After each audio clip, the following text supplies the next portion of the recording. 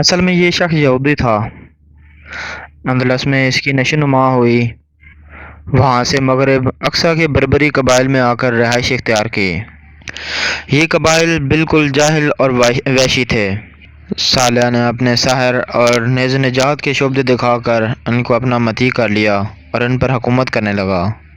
جب ہشام بن عبد الملک خلافت پر مطمئن تھا، صالح نے نبوت کا دعویٰ کیا۔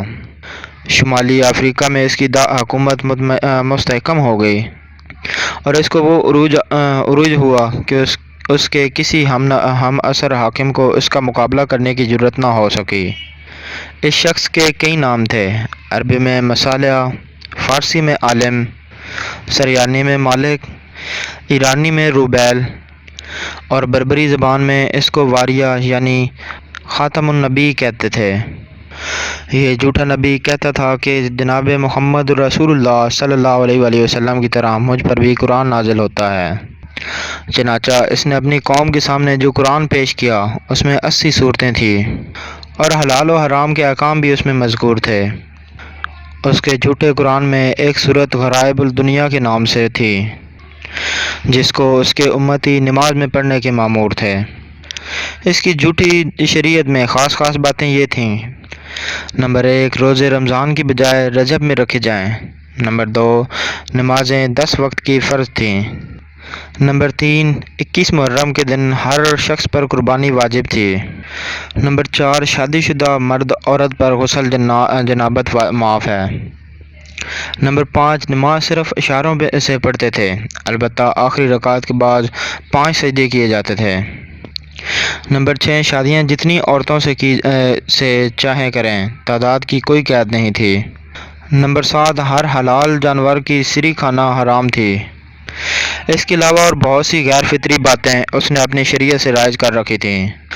صالح 43 سال تک دعویٰ نبوت کے ساتھ اپنی قوم کے سیاہ و سفید کا مالک رہا اور 174 ہجری میں تخت و تاج سے دستبردار ہو کر پایا تخت سے کہیں مشرق کی طرف جا کر گوشہ نشین ہو گیا۔ جاتے وقت اپنے بیٹے الیاس کو نصیحت کی کہ میرے دین پر رہنا۔ چنانچہ نہ صرف الیاس بلکہ صالح کے تمام جانشین 5ویں صدی ہجری کے وسط تک نہ صرف اس کی تخت و تاج بلکہ اس کی ضلالت اور خانہ ساز نبوت کے بھی وارث رہے۔ تاریخ کی اس کتاب کے مطابق الیاس بن صالح باپ کی وصیت کے مطابق اس کے تمام کفریات پر عامل رہا اور 50 برس تک حکومت کرنے اور مخلوق خدا کو گمراہ کرنے کے بعد سن 225 ہجری میں مر گیا۔ الیاس کا بیٹا یونس حکومت پر بیٹھا۔ یہ نہ صرف اس گمراہی میں قائم رہا بلکہ اس نے دوسروں پر زبردستی اس گمراہی کو تھوپنے کی کوششیں کی اور جو اس کا دین اختیار نہیں کرتے ان کو ہلاک کر دیتا۔ 44 سال ظالمانہ حکومت کرنے کے بعد سن 328 ہجری میں ہلاک ہو گیا۔ یونس کے بعد ابو غفیر محمد بن معاذ نے حکومت کی باغ دوڑ سنبھالی اور 29 سال حکومت کر کے اپنی موت مر گیا۔ اس کے بعد ابو غفیر کا بیٹا ابو الانصار 44 سال حکومت کر کے دنیا سے کوچ کر گیا۔